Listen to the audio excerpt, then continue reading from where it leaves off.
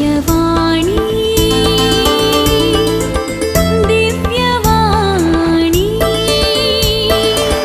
Divyavani, Divyavani.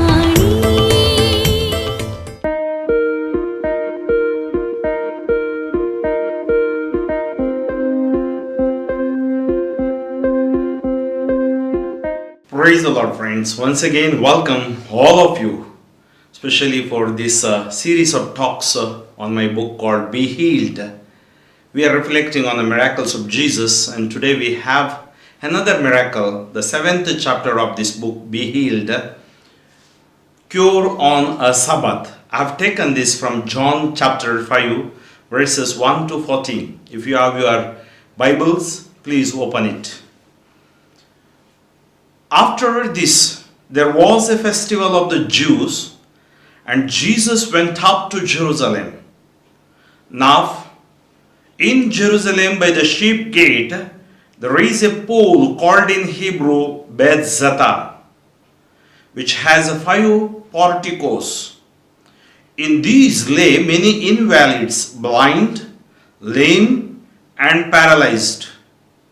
One man was there who had been ill for 38 years.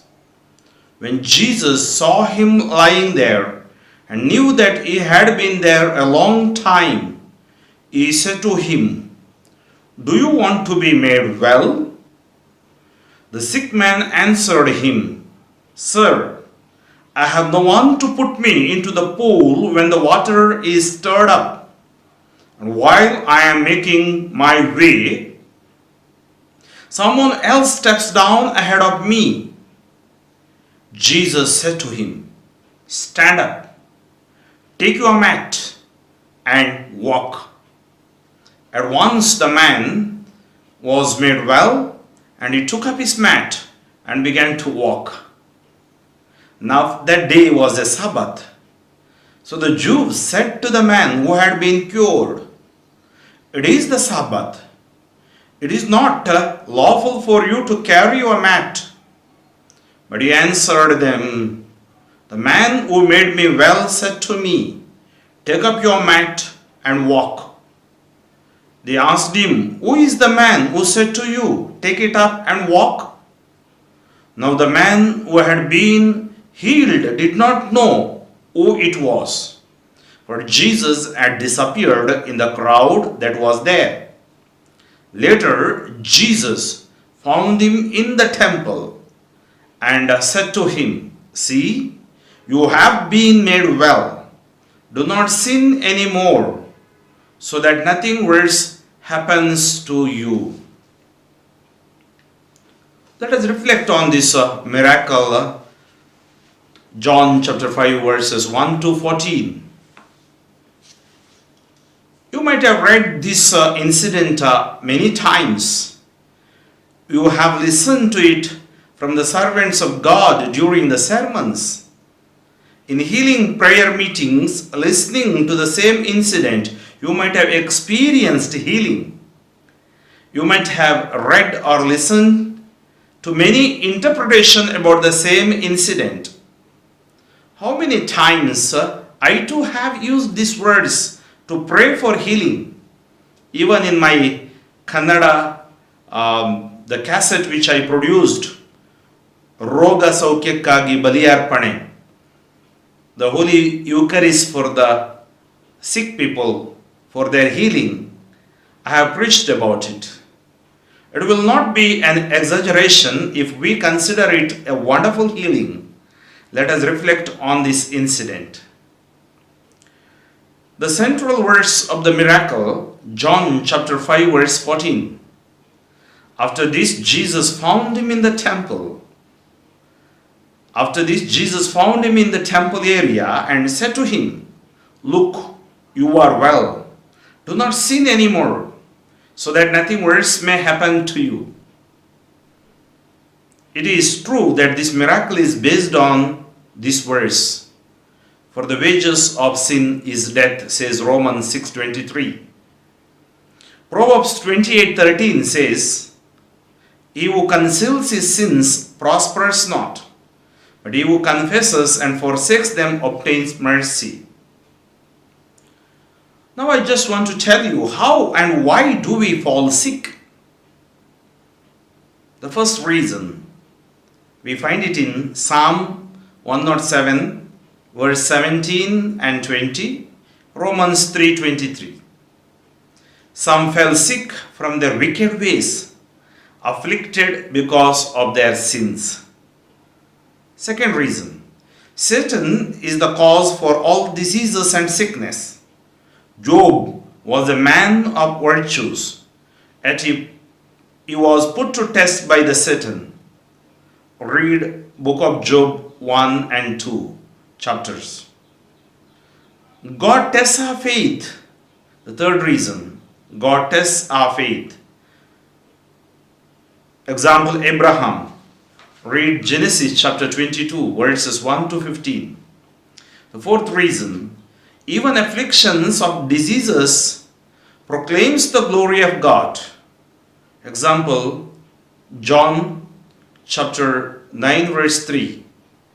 This illness is not unto death, but for the glory of God. Even you can see John 11:4. The fifth reason, diseases means sin from our ancestors. Lamentation chapter 5:7. Our fathers who sinned are no more, but we bear their guilt. So this miracle proves to us that God's love is mightier than the sin. God was not responsible for the suffering of the person for 38 years. He who suffered for 38 years, but his own sins. God was not responsible for the suffering of the person for 38 years, but his own sins. Yet God's mercy is mightier, more powerful than human sins. This is what the present incident confirms. Sirach chapter 15:20 says, no man does he command to sin. To none does he give strength for lies. I just want to talk about here the sacrament of reconciliation or confession. A sound confession provides us healing from incurable illness, inner healing and deliverance from all bondages. He who conceals his sins prospers not, but he who confesses and forsakes them obtains mercy, says Proverbs 28:13. It is this verse which was provided by God to a youth in 2005. This youth had not confessed for 10 years. As long as I kept silent, who says in the Psalm chapter 32 verse 3 to 5, I'm referring that Psalm. As long as I kept silent, committing adultery with Bathsheba, David goes away from God. That is the incident. My bones wasted away. Sin has the power to corrupt the bones. I groaned all the day, for day and night your hand was heavy upon me. As David sinned, the carrying hand of God turned heavy upon him. Now the hand did not change, but David had to change and repent. My strength withered as in dry summer heat. Then I declared my sin to you. Through whom he declared? Through the prophet Nathan. My guilt I did not hide. I said, I confess my faults to the Lord, and you took away the guilt of my sin. Read Psalm 32 verses 3 to 5. Also read 2 Samuel chapters 11 and 12. Sirach chapter 7 verse 8 says, do not plot to repeat a sin. Not even for one will you go unpunished. Psalm 90 verse 8. You have kept our faults before you, our hidden sins exposed to your sight. Proverbs 10:25 says, when the tempest passes, The wicked man is no more, but the just man is established forever.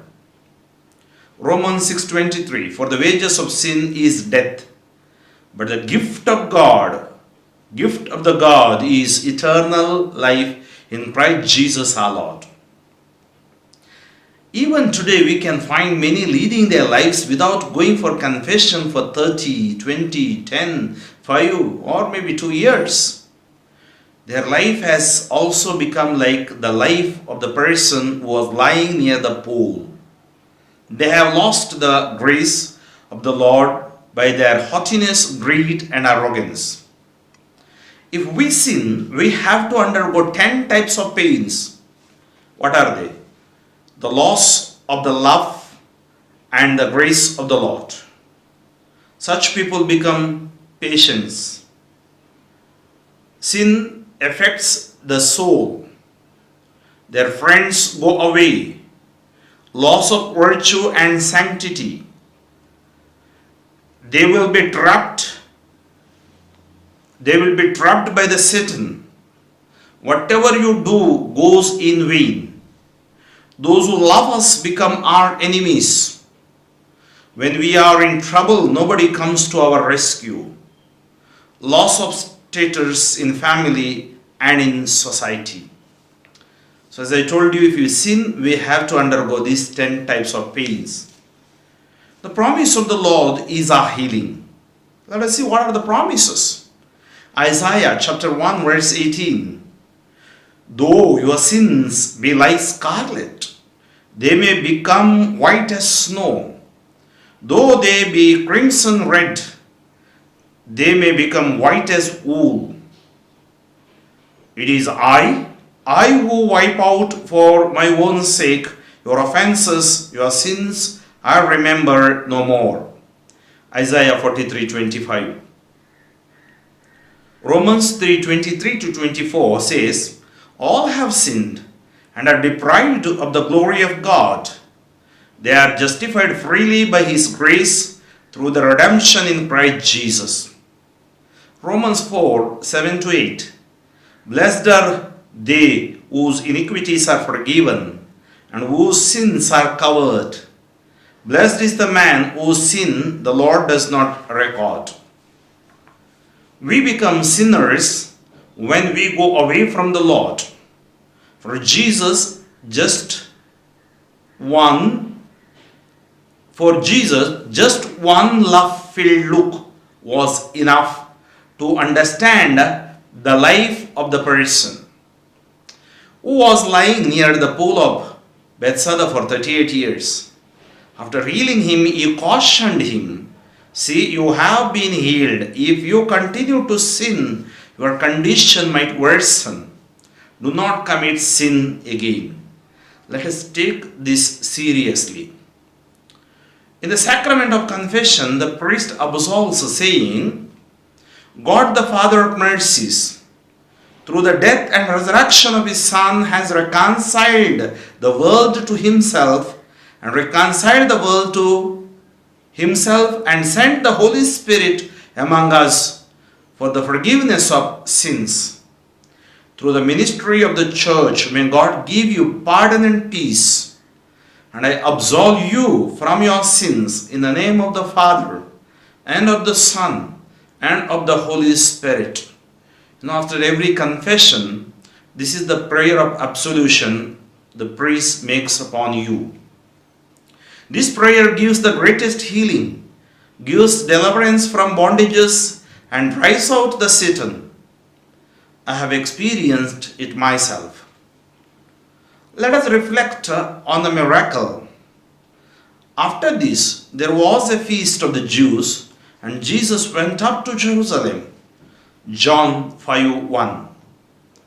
Feast is an occasion for celebration of joy. We feel happy celebrating the festivals. For instance, the festival of Saint Anthony at Noronha, St. Lawrence festival at Karkala, Our Lady of Health Basilica Harihar, our Mother of Valangani festival at Shivajinagar, And the festival of Vivekanagar, we have infant Jesus shrine there. Lakhs of people gather for these festivals. Some say we have to go this year because we go there every year. Some will have a yatra, kind of pilgrimage, to see the jatra, the fair. Still, some may go to count the priests and bishops in the mass and to find out who was the main celebrant. A few go with good faith. They make good confession and participate piously in the Holy Eucharist, and they make offerings. Such devotees go home satisfied. For Jews, this was their only temple. The festivities at this temple would last for a week, and the Jews from different places would come there in large numbers to praise God. Jesus returned to Jerusalem. Jesus too, since his childhood, inculcated the habit of coming to the temple with his parents. He went there to pray from his heart, to preach the words of deliverance, and to meet those who were unable to celebrate the festival. The Pharisees and Sadducees were eagerly looking for an opportunity to trap Jesus.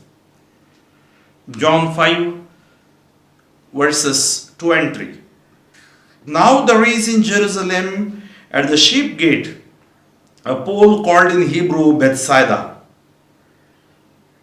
which with 5 porticos. It is called Bethsaida or Bethesda, which has 5 porticos. In this lay a large number of ill, blind, lame and crippled. What is the speciality of the pool of Bethesda? In Hebrew, more precisely Aramaic, it is called Bethesda. Bethesda preferred of variants Beth, Zata and Bethsaida. Bethesda means home. Beth is home. Bethel, the house of God, God's home. Bethesda or Bethsaida is a pool of healing. Many used to lay down there, maybe for the sake of healing or for alms. In some versions we read, some used to wait there anticipating the water to rise, because sometimes the angel of God used to stir up the water. As soon as this would happen, the first person who got into the water got healed of his disease.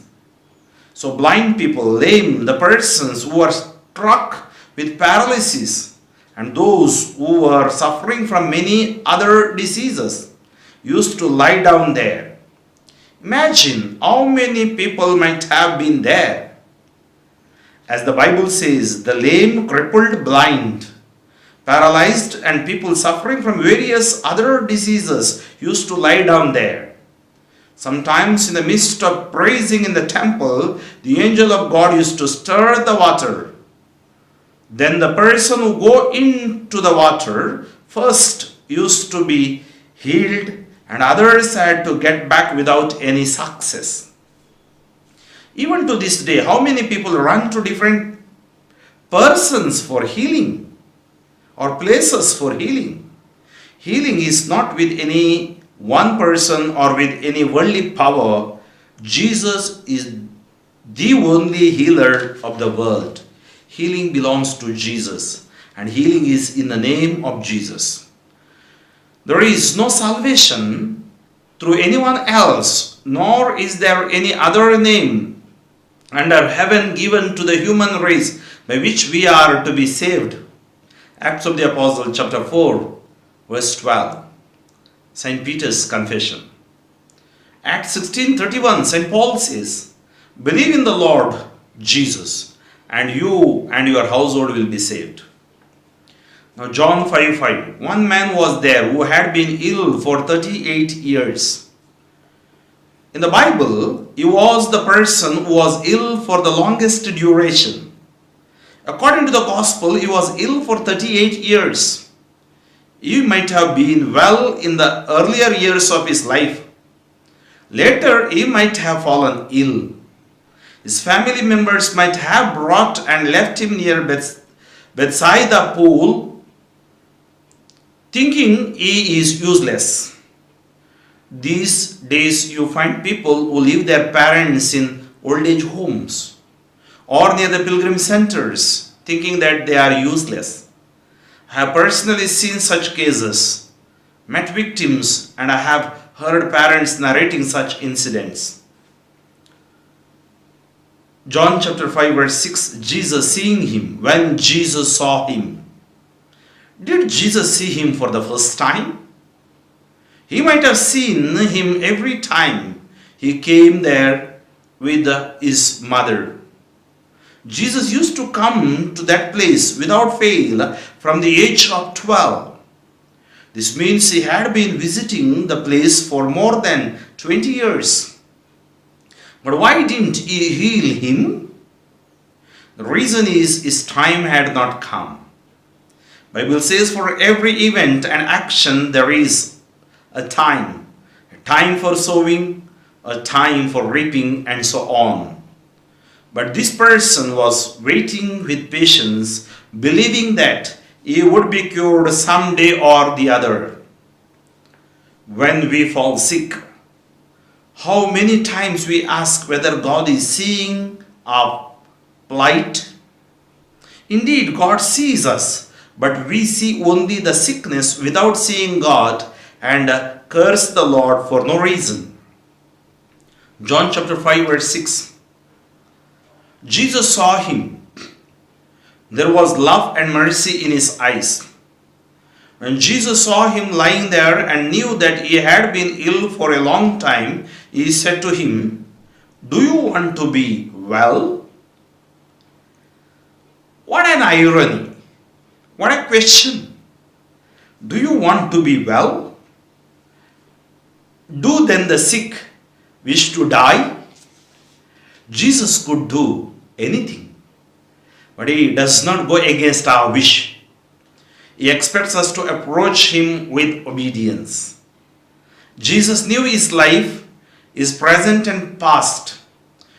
He didn't see his face. Jesus did not see his religion. Jesus did not see which race he belongs or sect he belongs and his language, but Jesus sees his heart and his condition. We see the personality of the people, but God sees the condition that they are in. Jesus did not ask him whether you know Greek, Aramaic, or whether you are a Jew, a Samaritan, Sadducee, or a Gentile. He saw his condition. There was mercy and love in Jesus' eyes. 1 John 3:1 says, God is love. The proclamation of his love is Jesus. John chapter 3:16 to 19 we read, For God did not send his Son into the world to condemn the world, but that the world might be saved through him. So God so loved the world, he sent his only Son, Jesus, for our sake. John chapter 5 verse 7. The sick man answered him, Sir, I have no one to put me into the pool when the water is stirred up. While I am on my way, someone else gets down there before me. The sick man was surprised because a well-built young man was talking to him. He felt so because usually people do not talk to the sick people, more so with beggars. We find many walking away from beggars as soon as they can after giving them alms. So we find many walking away from the beggars as soon as they can after giving them alms. They do so because of the shabby clothes they wear and the smell, or maybe because of the aversion they have towards beggars. Psalm 34 verse 5. Look to God, that you may be radiant with joy and your faces may not blush for shame.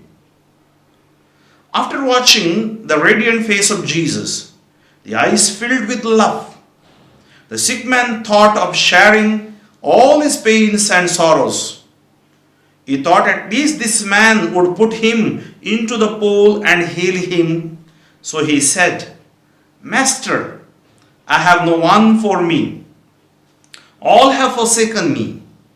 It meant man has become self-centered and forgotten to stretch his helping hand to others. So Mother Teresa said, Saint Teresa of Calcutta, the world is not hungry for food but for love. These days in our society we always hear people just saying, I have no time. It seems that man has forgotten the word help itself as he leads a selfish life, living for himself. In a sense, he is caught in the trap of greed for richness. It will not be an exaggeration if I say today our society which is sick needs people who have concern for the poor, love for the orphans, and those who serve without any selfish motives. In this regard, the priests, nuns, and the servants of God are doing a fair job leading from the front. For this reason, we are recognized in the world. This has to be carried further. So the sick man said, while I am on my way, someone else gets down there before me. John chapter 5 verse 8. Jesus said to him, Rise, take up your mat and walk. Healing and deliverance belongs to Jesus. Sin and sickness has no authority over Jesus. Now a battle or a struggle takes place between the kingdom of God and the kingdom of Satan, between Jesus and Satan. Jesus might have said, to be healed, you need not go to this pool or that pond or to this place or that place. The power of healing is in front of you. Jesus revealed himself only before sinners and sick people. All but Jesus may not forsake me. Jesus ordered the sick man who lay ill for 38 years, Rise, take up your mat and walk. With one word of Jesus, the sickness left the man once and for all, and healing flowed. Immediately the man became well, took up his mat and walked. Immediately the man became well, took up his mat and walked. John chapter 5 verse 9. Sky was the limit for that man's joy. He stood and started walking. Now that day was a Sabbath, so the Jews said to the man who was cured, It is the Sabbath, and it is not lawful for you to carry your mat. He answered them, The man who made me well told me, Take up your mat and walk. They asked him, Who is the man who told you, Take it up and walk? The man who had healed did not know who it was, for Jesus had slipped away since there was a crowd. John chapter 5 verses 10 to 13. Oh, what a irony! Oh, what an irony! The man did not know the person who had healed him. Many a time we forget the one who died for our salvation. If it had not been so, we would not have been away from Jesus. How ungrateful is this person? He didn't even ask his name. Don't we find many people amidst us leading their life forgetting Jesus after receiving healing from him? Jesus makes it known that he is the one who healed him. He also cautions him, and he becomes a witness to Jesus. John chapter 5 verses 14 and 15. Jesus gives us a call to live the life which is full of sins and lead a blameless life, loving each other. So he warns him with the saying, See, you have been made well, Do not sin anymore so that nothing worse happens to you. Dear friends, as we reflected on this miracle, go back once again. Read this miracle. Looking deep into our life. Look into our hearts. What type of sin that is disturbing me? There is a kind of a mentality among even priests and religious. That is not sin. This is not sin. Let us not humiliate the word of God. Let us not make our opinion as the word of God. As Jesus heals that man, heals from his sickness, forgives him, and wants him, and he asks him to lead a good life. And that life according to the way of God. For us it is according to the commandments, according to the sacraments. So we are in this difficult situation. I think real examination of conscience we have to do. Whether we are in hatred, whether we are in sin, whether maybe venial sins and mortal sins, we know it. It is not only enough to study, but it is also be ready and also to be steady in our spiritual lives. So let us ask the Lord to heal us as He healed the man near the pool of Bethesda about 38 years and forgave his sins. Prayer. God our loving Father, we thank you for proclaiming your love through your Son Jesus. Bless me to lead my life by confessing my sins and giving up completely the ways of sin and become a witness to your Son. Strengthen me, Jesus, to take your cautious words. Strengthen me, Jesus, to take your cautious words into my heart to lead my life in a worthy manner. You touched the sick man who was lying near the pool for 38 years and healed him. Loving Jesus, in your name, deliver me from all bondages, from all sicknesses, and from all problems. May Almighty God bless you and heal you. The Father and the Son and the Holy Spirit. Amen.